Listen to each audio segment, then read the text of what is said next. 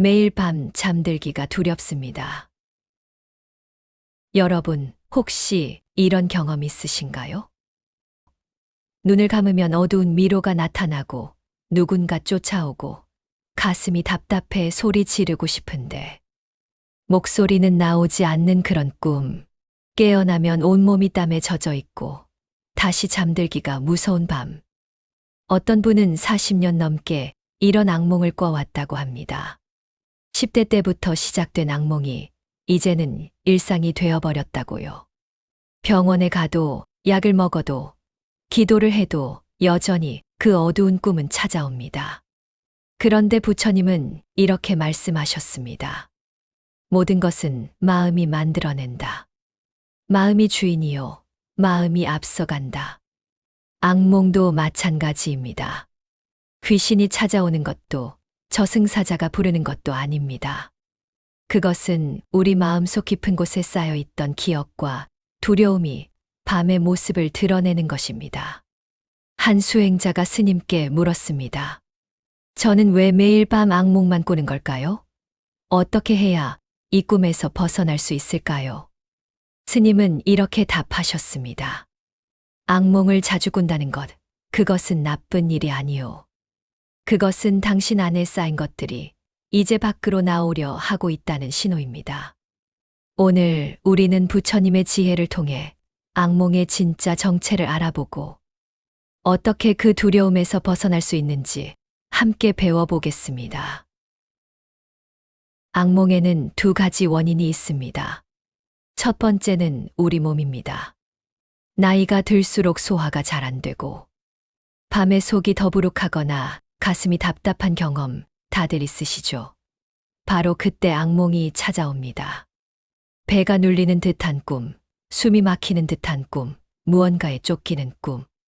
이 모든 것이 우리 몸의 불편함이 꿈으로 나타나는 것입니다. 밤에 잠들기 전에 너무 배불리 먹지 마십시오. 소화가 안 된 음식은 악몽을 부릅니다. 또한 신경이 예민해졌을 때, 낮에 걱정이 많았을 때도 악몽은 찾아옵니다.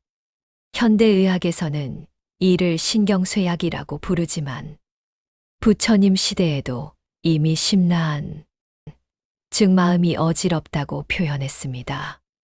그렇다면 어떻게 해야 할까요? 첫째, 잠들기 전 몸을 편안하게 하십시오. 따뜻한 물 한 잔을 천천히 마시고 배를 부드럽게 쓰다듬으며 위장을 편안하게 해주십시오. 둘째, 악몽을 꾸다가 깨어났다면 바로 다시 눕지 마십시오. 일어나 앉아서 천천히 호흡을 가다듬고 물을 마시고 이것은 꿈이었다라고 스스로에게 말해 주십시오. 깨어있는 자만이 꿈에서 벗어날 수 있다. 셋째, 꿈속에서도 이것은 꿈이다라고 알아차리는 연습을 하십시오. 처음에는 어렵습니다. 하지만 자꾸 되풀이되는 악몽 속에서 이 장면은 또 나오는구나. 이것은 꿈이다라고 깨닫는 순간 당신은 눈을 뜰 수 있습니다. 한 수행자는 꿈속에서 괴물이 쫓아올 때 반야심경을 외웠다고 합니다. 그러자 괴물들이 멈춰서서 그 소리를 듣고 있더랍니다. 이것이 무엇을 의미할까요? 악몽 속 괴물도 사실은 당신의 일부입니다. 당신이 깨어나면 괴물도 사라집니다. 두 번째 원인은 더 깊은 곳에 있습니다. 바로 어린 시절의 기억입니다. 3살 때 우물에 빠졌던 아이는 자라서도 물을 두려워합니다. 본인은 그 일을 기억하지 못해도 몸과 마음은 기억합니다. 어둠 속에서 혼자 깨어났던 경험, 누군가에게 크게 혼났던 순간, 갑자기 부모님이 안 보여 울었던 기억, 이 모든 것들이 우리 무의식 깊은 곳에 쌓여 있다가 밤이 되면 꿈으로 나타납니다. 과거의 어비씨앗이 되어 현재의 꿈이 됩니다. 그렇다면 이것은 어떻게 풀어야 할까요? 부처님은 이렇게 말씀하셨습니다. 두려움은 밖에 있지 않다. 두려움은 마음에 있다. 예를 들어볼까요? 밤에 불을 끄면 갑자기 방이 무서워지는 분들이 있습니다. 그런데 생각해 보십시오. 불을 껐다고 방이 달라졌습니까? 아닙니다. 똑같은 방입니다. 달라진 것은 오직 하나, 당신의 마음입니다. 원효대사가 해골바가지 물을 마시고 깨달음을 얻은 이야기를 하시나요? 밤에 목이 말라 물을 마셨는데 너무 달콤했습니다. 그런데 아침에 보니 그것은 해골바가지의 고인물이었습니다. 원효대사는 토하며 깨달았습니다. 어제 마신 물과 오늘 마신 물은 같은데 왜 어제는 달콤하고 오늘은 더러운가? 물이 달라진 것이 아니라 내 마음이 만들어낸 것이로다. 일체유심조 모든 것은 오직 마음이 만든다. 두려움도 마찬가지입니다. 어둠이 무서운 것이 아니라 과거의 기억이 어둠을 무섭게 만드는 것입니다. 그렇다면 구체적으로 어떻게 해야 할까요? 두려움을 피하면 더 커집니다. 정면으로 바라보십시오. 어둠이 무섭다면 일부러 불을 끄고 앉아 계십시오. 처음에는 두렵겠지요. 하지만 천천히 호흡하며 이렇게 말하십시오. 지금 이 방에 무엇이 있는가? 아무것도 없다. 다만 내 마음이 과거의 기억을 끄집어내어 두려움을 만들고 있을 뿐이다. 두려움을 참는 것이 아니라 두려움이 본래 없음을 알아야 한다. 불을 켜면 밝아지고 불을 끄면 두려워지는 것을 몇 번 반복하십시오. 그러면 알게 됩니다. 아, 두려움은 어둠에 있는 것이 아니라 내 마음속 습관이구나. 악몽을 꾸다가 깨어날 때 이렇게 연습하십시오. 이것은 꿈이다. 나는 지금 눈을 뜨겠다. 처음에는 안 될 겁니다. 꿈속에서 꿈인 줄 아는 것은 매우 어렵습니다. 선생들도 꿈속에서 화두를 든다는 것을 최고의 수행 경지로 여깁니다. 하지만 자꾸 되풀이되는 악몽 속에서 아, 또 이 장면이구나 하고 알아차리는 순간이 옵니다. 그때 도망가지 말고 눈을 뜨려고 노력하십시오. 눈이 안 떠지더라도 계속 시도하십시오. 그러면 어느 순간 탁 눈이 떠집니다. 그리고 알게 됩니다. 아, 이것은 내 무의식이 만든 환영이었구나. 꿈속에서 깨어나는 자, 그는 삶 속에서도 깨어날 수 있다. 악몽이 자주 찾아온다면 낮 동안 몸을 살피십시오. 소화는 잘 되는가? 밤에 속이 더부룩하지는 않은가? 낮에 스트레스를 너무 많이 받지는 않았는가? 저녁 식사는 가볍게 하십시오. 잠들기 전 따뜻한 물로 세수하고 발을 씻으며 하루의 피로를 씻어내십시오. 그리고 배를 시계 방향으로 천천히 쓰다듬으며 이렇게 말하십시오. 오늘도 수고했다. 이제 편히 쉬어라. 몸이 편안하면 마음도 편안합니다. 마음이 편안하면 악몽도 줄어듭니다. 어떤 분이 스님께 이렇게 말했습니다. 스님, 저는 8년 동안 신경계 약을 먹으며 기도하고 사경하며 많이 좋아졌습니다. 그런데 올 여름에 또 쓰러졌습니다. 지금까지 했던 모든 게 물거품이 된 것 같습니다. 부모님께 떳떳한 자식이 되고 싶었는데 어떻게 해야 할까요? 스님은 이렇게 답하셨습니다. 이 병도 근본은 욕심입니다. 넘어짐은 실패가 아니라 배움이다. 어르신, 자전거 타는 법을 배울 때를 생각해 보십시오. 3번 타다 3번 넘어졌다고 나는 자전거하고 인연이 없나 봐 하고 포기했다면 평생 자전거를 못 탔을 겁니다. 자전거를 배우려면 최소한 100번은 넘어져야 합니다. 그런데 넘어지는 것이 문제입니까? 아닙니다. 넘어진다는 것은 지금 배우고 있다는 증거입니다. 7번 넘어져도 8번째 일어서는 것, 그것이 수행자의 길이다. 병도 마찬가지입니다. 1년 내내 아프다가 3개월 좋아졌다가 다시 아픈 것, 그것은 실패가 아닙니다. 그것은 회복의 과정입니다. 다시 노력하면 이번에는 6개월 좋아질 겁니다. 그 다음에는 1년, 그 다음에는 2년, 5년 이렇게 점점 나아지는 겁니다. 어느 날 갑자기 오늘부터 완전히 나았다고 되는 것이 아닙니다. 그렇다면 그것은 병이 아니라 거짓이었겠지요. 조금 좋아졌다고 다 나았나 보다 기대하고 다시 아프면 좌절하는 것. 그것이 바로 욕심입니다. 과정이 곧 인생이다. 소설을 읽어보면 어떻습니까? 주인공이 사랑하는 사람을 만나서 행복하게 살았습니다. 이렇게 끝나는 이야기는 재미없지 않습니까? 소설의 대부분은 무엇입니까? 서로 오해하고 헤어지고 다시 만나고 장애물을 넘고 그런 과정이 대부분입니다. 그리고 마지막에 그래서 행복하게 살았습니다는 한 줄로 끝납니다. 100페이지 중에 99페이지가 고난이고 1페이지가 행복입니다. 인생에서 가장 소중한 것은 결과가 아니라 과정이다. 그렇다면 무엇이 중요합니까? 99페이지의 고난입니다. 편안한 시간은 빨리 지나갑니다. 10년을 하루같이 보냈다고 하지 않습니까? 그러면 100년을 살아도 며칠밖에 안 산 겁니다.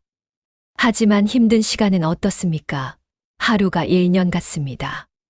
하루가 3주. 즉 가을을 3번 보낸 것 같다고 하지 않습니까?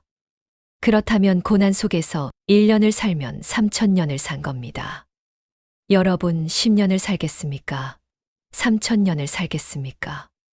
고난은 인생을 짧게 만드는 것이 아니라 깊게 만든다. 고난 속에서 우리는 배우고 생각하고 성숙합니다. 편안한 날에는 아무것도 배우지 못합니다. 건강할 때는 건강의 소중함을 모릅니다. 아파봐야 건강이 얼마나 귀한지 압니다. 함께 있을 때는 그 사람의 소중함을 모릅니다. 헤어져 봐야 만남이 얼마나 귀한지 압니다. 부모님이 떠나고 나서야 부모님의 은혜를 안다. 그러니 지금 겪고 있는 어려움을 나쁘게만 보지 마십시오. 그것은 당신을 망치는 것이 아니라 당신을 성숙시키는 과정입니다. 마지막으로 기도하는 방법을 바꾸십시오. 많은 분들이 이렇게 기도합니다. 부처님, 저를 낫게 해주세요. 관세음보살님, 이 고통에서 구해주세요. 제발 악몽 좀 안 꾸게 해주세요. 이것은 잘못된 기도입니다. 왜 그럴까요? 이런 기도는 나는 아프다, 나는 괴롭다, 나는 부족하다를 계속 확인하는 기도이기 때문입니다. 구하는 마음은 이미 부족함을 인정하는 마음이다. 이렇게 기도하십시오. 부처님, 감사합니다. 저는 건강합니다. 저는 평안합니다. 저는 이미 부처님의 은혜 속에 있습니다. 부처님, 감사합니다. 그런데 지금 아픈데요? 하고 물으실 겁니다. 그렇다면 이렇게 생각하십시오. 1년 전 더 아팠을 때에 비하면 지금은 건강합니다. 내일 더 좋아질 것이니 오늘도 이만하면 감사합니다. 감사하는 마음이 치유의 시작이다. 부처님은 말씀하셨습니다. 모든 중생에게는 본래 불성이 있다. 다만 망상에 가려져 보이지 않을 뿐이다. 지금 비록 고통스럽고 아프고 악몽에 시달리더라도 당신은 본래 부처입니다. 이 고통은 일시적인 구름일 뿐 당신의 본성을 가릴 수는 없습니다. 그러니 이렇게 기도하십시오. 나는 본래 부처입니다.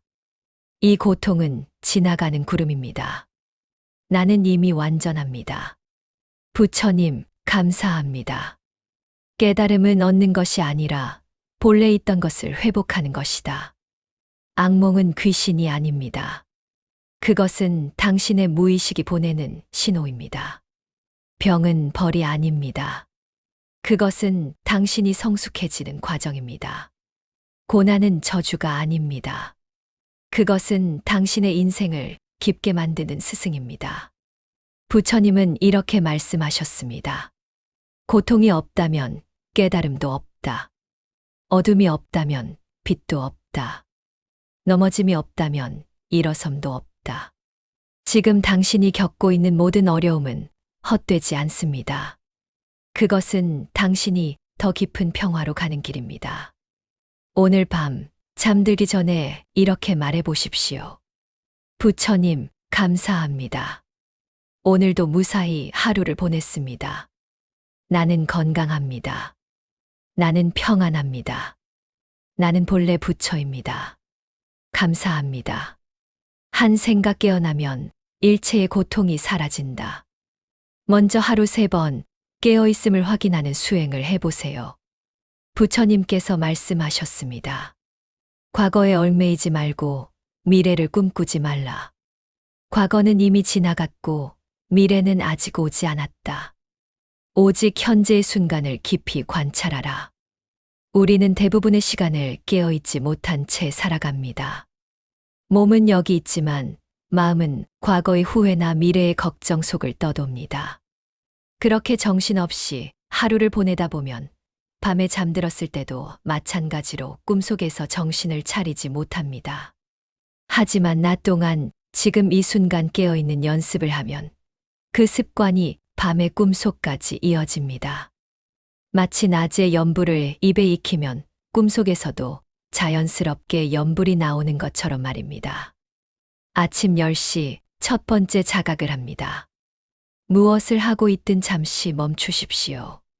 설거지를 하고 있었다면 손을 멈추고, 텔레비전을 보고 있었다면 리모컨을 내려놓으십시오. 그리고 천천히 자신의 손을 바라보십시오. 이 손은 누구의 손인가? 손바닥의 주름을, 손가락의 모양을 천천히 관찰하며 스스로에게 물으십시오. 지금 이것은 꿈인가, 현실인가? 이상하게 들릴 수도 있습니다. 낮에 깨어 있는데 무슨 꿈이냐고요. 하지만 이것이 핵심입니다. 깨어있으되 깨어있음을 알지 못하면 그것은 꿈속을 헤매는 것과 같다. 주변을 천천히 둘러보십시오. 창문이 보입니다. 벽이 보입니다. 시계가 보입니다. 하나하나를 천천히 확인하며 마음속으로 말하십시오. 나는 지금 깨어 있다. 이것은 현실이다. 나는 이 순간을 분명히 경험하고 있다. 이 간단한 행위가 당신의 의식에 각인됩니다. 오후 3시 두 번째 자각을 해보세요. 점심을 먹고 오후의 나른함이 찾아올 무렵 다시 한번 멈추십시오. 이번에도 같은 질문을 던집니다. 지금 이것은 꿈인가, 현실인가? 손을 보고 주변을 보고 확인합니다. 나는 지금 깨어 있다. 순간순간을 알아차림으로 채우는 자, 그는 이미 깨달음의 길을 걷고 있다.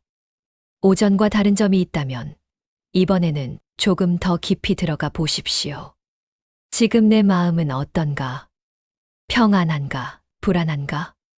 과거를 생각하고 있었나? 미래를 걱정하고 있었나? 그리고 다시 현재로 돌아옵니다. 지금 이 순간 나는 여기 있다. 저녁 7시 세 번째 자각입니다. 하루 일과를 마치고 집으로 돌아온 시간 또는 저녁 식사를 마친 후 마지막으로 한 번 더 확인합니다. 지금 이것은 꿈인가, 현실인가? 손을 보고 주변을 보고 나는 깨어 있다고 말합니다.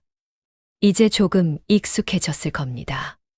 처음처럼 어색하지 않고 자연스럽게 몸과 마음이 현재로 돌아오는 느낌이 들 것입니다. 하루에 3번 자신을 돌아보는 자는 하루에 3번 부처를 만난다. 낮 동안 깨어있음을 반복적으로 확인하면 그것이 무의식 깊숙이 새겨집니다. 마치 자전거 타는 법을 몸이 기억하듯 지금 이것이 꿈인가? 라는 질문이 습관이 됩니다. 그러면 어떤 일이 일어날까요? 꿈속에서도 똑같은 장면이 나타날 때 갑자기 이 질문이 떠오릅니다. 잠깐, 이것은 꿈인가, 현실인가? 그 순간 당신은 꿈속에서 깨어납니다. 이것을 불교에서는 명료몽 또는 강몽이라고 부릅니다. 꿈속에서 꿈인 줄 아는 자는 곧 깨어날 것이요. 삶 속에서 삶의 본질을 아는 자는 곧 해탈할 것이다. 처음에는 3개월이 걸릴 수도 있습니다. 어떤 분은 6개월이 걸릴 수도 있습니다. 하지만 포기하지 않고 매일 3번씩 연습하면 반드시 어느 날 꿈속에서도 아, 이것은 꿈이구나 하고 깨닫는 순간이 옵니다. 그때 당신은 더 이상 악몽에 쫓기지 않습니다. 괴물이 나타나도 이것은 내가 만든 환영이다라고 알 수 있고 눈을 뜨고 싶으면 뜰 수 있습니다. 잠들기 전 마음을 정화하는 시간 기도합니다. 하루 3번 깨어있음을 연습했다면 이제 잠들기 전 마지막 의식이 필요합니다. 그것은 바로 감사의 기도입니다. 많은 분들이 잠들기 전에 걱정합니다. 오늘도 악몽을 꾸면 어쩌지? 또 잠을 설치면 어쩌지? 하지만 부처님은 이렇게 말씀하셨습니다. 두려움을 품고 잠들면 두려움의 꿈을 꾸고 감사함을 품고 잠들면 평안의 꿈을 꾼다. 마음의 마지막 상태가 꿈을 만듭니다. 그러므로 잠들기 전 마음을 감사와 평화로 채워야 합니다. 침대나 요 위에 편안히 앉으십시오. 또는 누워도 좋습니다. 손을 가슴 위에 포개고 눈을 감고 천천히 이렇게 말하십시오. 부처님, 감사합니다. 무엇에 대해 감사하는지 구체적으로 떠올려 보십시오. 오늘 숨을 쉴 수 있었던 것, 밥을 먹을 수 있었던 것, 햇빛을 볼 수 있었던 것. 오늘 하루도 무사히 보냈습니다. 큰 병 없이, 큰 사고 없이 하루를 마칠 수 있음에 감사드립니다. 사실 당연한 것은 없습니다. 오늘 아침에 눈을 떴다는 것, 그것만으로도 감사할 일입니다. 나는 건강합니다. 지금 아프더라도 이렇게 말하십시오. 왜냐하면 어제보다 조금 더 나아졌습니다. 1년 전보다, 한 달 전보다, 어제보다 조금이라도 나아진 부분을 찾으십시오. 악몽을 꾸는 횟수가 줄었다면 그것도 나아진 것입니다. 악몽을 꿔도 예전보다 덜 무섭다면 그것도 나아진 것입니다. 작은 진전도 진전이다. 한 걸음 한 걸음이 모여 천리를 간다. 내일은 오늘보다 더 좋아질 것입니다. 이것은 맹목적인 낙관이 아닙니다. 수행하는 자의 확신입니다. 매일 조금씩 나아지고 있으니 내일도 분명 더 나아질 것이라는 믿음입니다. 나는 평안합니다. 마음이 불안해도 이렇게 말하십시오. 말이 마음을 만들기 때문입니다. 말이 씨가 된다. 선한 말은 선한 업을, 평안한 말은 평안한 마음을 만든다. 지금 이 순간 나는 안전합니다. 천천히 주변을 느껴보십시오. 따뜻한 이불, 부드러운 베개, 조용한 방, 지금 이 순간만큼은 아무 위험도 없습니다. 과거의 고통은 이미 지나갔고 미래의 걱정은 아직 오지 않았습니다. 과거는 흘러갔고 미래는 아직 없다. 오직 현재만이 진실이다. 모든 것이 지나가는 과정입니다. 지금의 고통도, 지금의 불안도, 지금의 악몽도 영원하지 않습니다. 모든 것은 일어났다가 사라집니다. 이 또한 지나가리라. 나는 본래 부처입니다. 이것이 가장 중요합니다. 지금 비록 고통받고 있어도, 지금 비록 병들어 있어도 당신의 본성은 본래 깨끗하고 완전합니다. 일체 중생, 시류불성 모든 중생은 다 부처의 성품을 가지고 있다. 이 고통은 구름일 뿐 나의 본성을 가릴 수 없습니다. 하늘에 구름이 끼면 태양이 안 보입니다. 하지만 태양이 사라진 것은 아닙니다. 구름 위에는 여전히 태양이 빛나고 있습니다. 당신의 고통도 그렇습니다. 지금은 구름이 끼어 본성이 안 보일 뿐 본래의 당신은 여전히 완전하고 평안합니다. 구름이 해를 가려도 해는 여전히 빛난다. 번뇌가 마음을 가려도 본성은 여전히 청정하다. 부처님, 감사합니다. 관세음보살님, 감사합니다. 마지막으로 깊은 감사를 올립니다. 관세음보살은 중생의 고통을 듣고 구제하시는 분입니다. 당신의 고통도, 당신의 악몽도 관세음보살께서 모두 듣고 계십니다. 나무 아미타불. 천천히 3번 염불하십시오. 그리고 조용히 눈을 감고 잠드십시오. 이 기도는 단순한 소망이 아닙니다. 이것은 화건이자 각인입니다. 낫게 해주세요가 아니라 나는 건강합니다라고 말할 때 당신의 무의식은 그것을 진실로 받아들이기 시작합니다. 두렵습니다가 아니라 나는 평안합니다라고 말할 때 당신의 마음은 점점 그 방향으로 변화합니다. 마음이 부처를 만든다. 부처가 마음을 만드는 것이 아니다. 매일 밤 이렇게 기도하십시오. 처음에는 말만 하는 것 같아도 한 달, 두 달, 석 달이 지나면 그 말이 진실이 됩니다. 어느 날 문득 깨닫게 될 것입니다. 아, 나는 정말 건강해지고 있구나. 아, 나는 정말 평안해지고 있구나. 그것이 바로 감사 기도의 힘입니다. 낮에는 지금 이것은 꿈인가, 현실인가? 묻고, 밤에는 나는 건강합니다. 나는 평안합니다. 확인합니다. 이 두 가지가 합쳐질 때 당신의 삶은 변화하기 시작합니다. 꿈 속에서도 깨어있고, 깨어있는 삶 속에서도 감사할 수 있게 됩니다. 깨어있음과 감사함, 이 두 가지가 모든 수행의 핵심이다. 3개월 후 당신은 달라져 있을 것입니다. 악몽이 줄어들거나 악몽을 대하는 태도가 바뀌거나 아니면 삶 자체가 조금 더 평안해져 있을 것입니다. 포기하지 마십시오. 매일 조금씩 천천히 걸어가십시오. 악몽은 적이 아니라 마음을 깨우는 신호입니다. 병은 벌이 아니라 성숙의 과정입니다. 고난은 저주가 아니라 인생을 깊게 만드는 스승입니다. 당신은 본래 부처입니다. 나무 아미타불.